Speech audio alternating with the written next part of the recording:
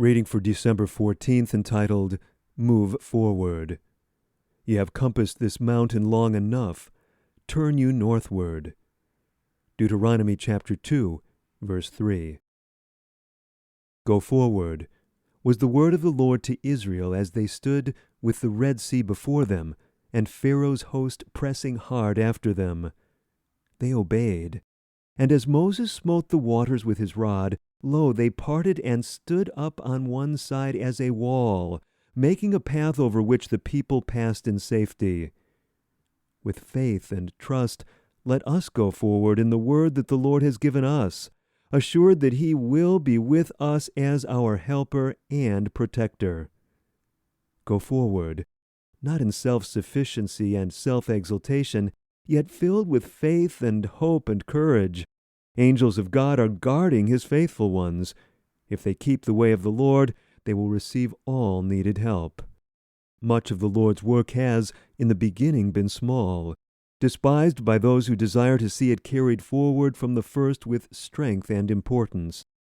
But the Lord must test his workers, many of whom are not able to bear success, who, should it come to them, would exalt self.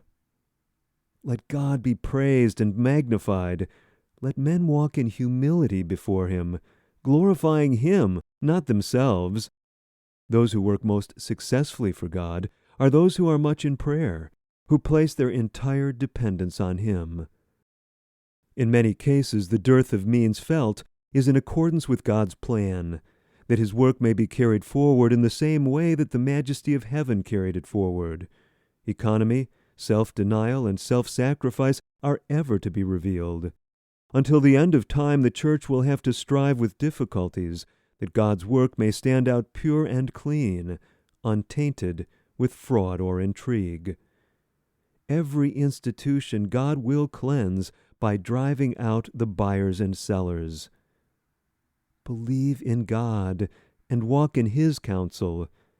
You may be permitted to struggle with difficulties, and then the Lord reveals his power and wisdom in answer to humble prayer. Have confidence in him as a prayer-hearing, prayer-answering God. He will reveal himself to you as a God who can help in every emergency. The ministry of the Word does not rest merely upon those who preach the Word, but upon all who read and hear the Word.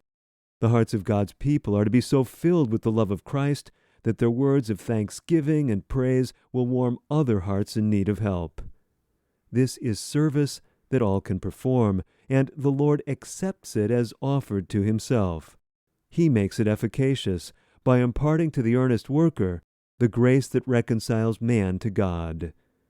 Taken from Manuscript 158, dated December 14, 1902, entitled Fragments.